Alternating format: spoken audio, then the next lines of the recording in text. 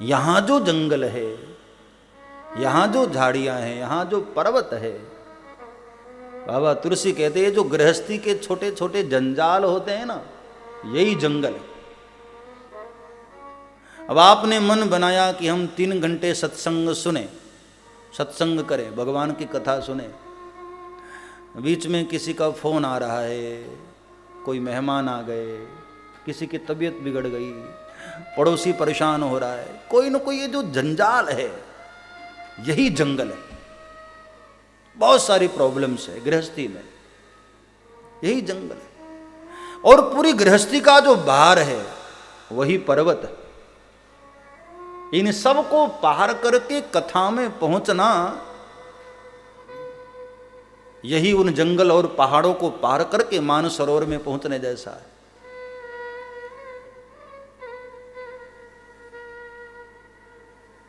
कभी कोई पड़ोसी कुछ बोलता है, कभी घर वाले, और माताओं के लिए तो विशेषकर बहुत सारी प्रॉब्लम्स होती हैं। कभी बच्चे मना करते हैं, कभी परिवार के लोग मना करते हैं, कभी पति देवता मना करते हैं, और कभी कोई मना न करे तो पड़ोसी कुछ न कुछ व्यंग बोलते हैं। हाँ, ये कोई तेरी उम्र है कथा सुनने की। सबसे बड़ा है रोग, क्या कहेंगे लोग, ये रोग सबसे बड़ा है दुनिया में। गृह कारज नाना जंजाला, इन सब को पार करके तुम यहां पहुंच जाओ तो समझना कि मेरे ऊपर भगवान की विशेष कृपा हुई, ठाकुर की विशेष कृपा। जब भगवान अतिशय कृपा करते हैं वही व्यक्ति कैलाश की यात्रा करता है, वही व्यक्ति मानसरोवर की यात्रा करता है, और भगवान की ही जब विशेष कृपा होती है तो वही व्यक्ति मानस सरोवर की भी यात्रा करता है। राम कथा में भी हर कोई नहीं पहुंच पाता है साहब। अति हरि कृपा जाहि पर होई,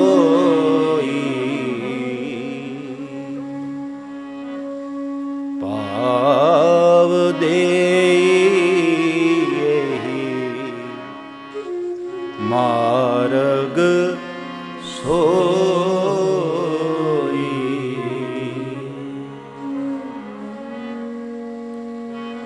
आवत यही सर अति कठिनाई, आवत यही सर अति कठिनाई, राम कृपा विनु आई न जाई। इस सरोवर में भी स्नान करना बहुत कठिन है। राम कृपा बिनु आई न जाए, बगैर ठाकुर की कृपा के कौन यहां आ सकता है? हाँ? जिस पर भगवान बहुत कृपा करते हैं यहां वही आ सकता है। तो हम लोगों पर भगवान की कृपा हुई है, जो यहां बैठकर सुन पा रहे हैं उन पर भी, और जो चैनल पर सुन पा रहे हैं उन पर भी, जो जूम पर बैठे हैं उन पर भी, जो यूट्यूब पर सुन रहे हैं, जो जहां से सुन रहे हैं, आप ठाकुर के चरणों से जुड़े हैं, यही प्रभु कृपा है। वरना इन 3 घंटे में कितनी बार हम झूठ बोल लेते हैं, कितनी बार किसी की निंदा कर लेते हैं, अथवा तो मार्केट में घूमते रहते हैं तो कई बार हमारे पांव के नीचे बहुत सारे कीड़े मकोड़े दबकर मर जाते हैं।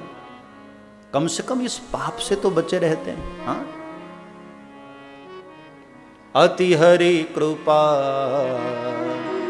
जाहि पर होई,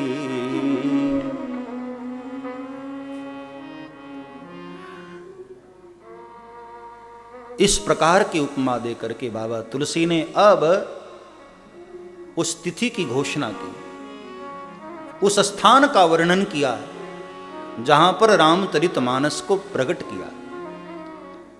कोई आपसे पूछे कि रामायण कहां लिखी गई थी तो नोट कर लो, बाबा तुलसी ने वर्णन कर दिया।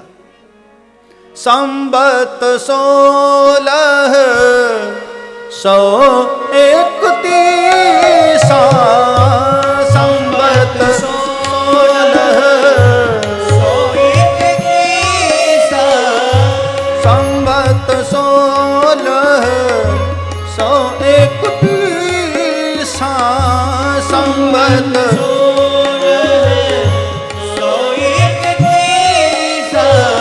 करहूं कथा हरि पद धरि शीसा, करहूं कथा हरि करहूं कथा हरि पद धरि शीसा, करहूं कथा हरि पद धरि शीसा। नवमी भौमवार मधुमासा अवधपुरी यह चरित प्रकाशा, नवमी भौमवार मधुमासा अवधपुरी यह चरित प्रकाशा, नवमी भौमवार मधुमासा अवधपुरी यह चरित प्रकाशा, नवमी भौमवार मधुमासा अवधपुरी यह चरित प्रकाशा। जहि दिन राम जन्म श्रुति गावहीं, तीरथ सकल तहाँ चली आवहीं, राम जन्म श्रुति गावहीं, तीरथ सकल तहाँ चली आवहीं। नवमी भौमवार मधुमासा, नवमी भौमवार मधुमासा। संबत 1631 चैत्र मास शुक्ल पक्ष नवमी तिथि मंगलवार और स्थान अयोध्या। जैसे ब्राह्मण देव पूजन करवाते हैं तो पूजन में संकल्प होता है ना, और संकल्प में सारी बातों का जिक्र होता है। किस देश में हो रहा है, किस महीने में हो रहा है, किस स्थान पर हो रहा है, किस प्रांत में हो रहा है, किस दिन हो रहा है, किस मुहूर्त में हो रहा है, सारी बातों का जिक्र होता है। संकल्प में परमात्मा को बताया जाता है कि प्रभु मैं जो करने जा रहा हूं ये इस देश में, इस महीने में, इस तिथि को, इस दिन, इस स्थान पर, इस हेतु से, यह सारा कुछ बताया जाता है ना। आज की भाषा में यदि समझा जाए तो किसी भी कार्य को करने से पहले प्रोजेक्ट रिपोर्ट तैयार की जाती है ना। किसी भी फैक्ट्री को, कंपनी को चालू करने से पहले उसका पूरा प्रोजेक्ट तैयार होता है। कितनी लागत आने वाली है, कितने वर्कर्स काम करेंगे, उनकी क्या क्या जिम्मेदारियां होंगी, क्या क्या कैटेगरी होगी, कितनी सैलरी होगी, वो सारी रिपोर्ट तैयार की जाती है। बाबा तुलसी ने भी यदि यूं देखा जाए तो आध्यात्मिक प्रोजेक्ट रिपोर्ट, सम्यक स्मरण, वही तो संकल्प है।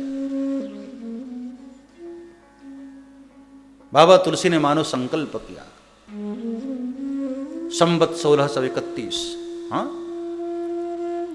ब्राह्मण लोग भी तो कहते हैं ना, भरत खंडे आर्यावर्ते देशांतर्गते कल युगे कलि प्रथम चरणे जम्बूदीपे हरिद्वार जनपदांतर्गते। हाँ, तो बाबा तुलसी ने भी स्थान बताया कि संबत 1631 में चैत्र का महीना था, शुक्ल पक्ष, नवमी तिथि, मंगलवार, अभिजीत मुहूर्त, और स्थान अयोध्या। अयोध्या की महिमा का वर्णन किया। जहीं दिन राम जन्म श्रुति गावहीं, तीर्थ सकल तहाँ चली आवहीं। वहाँ सारे तीर्था जाते हैं। ऐसी भूमि पर मैं रामचरितमानस गाने जा रहा हूँ।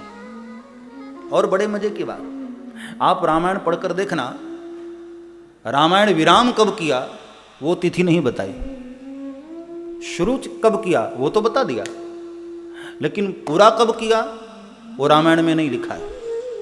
मतलब कथा आरंभ तो होनी चाहिए, कथा विराम नहीं होनी चाहिए साहब। कथा आरंभ हो, कथा कभी विराम नहीं होती। सब्सक्राइब करें श्री चिन्मयानंद बापू जी के YouTube चैनल को और हमारे वीडियोस को सबसे पहले देखने के लिए बेल आइकॉन को दबाना न भूलें।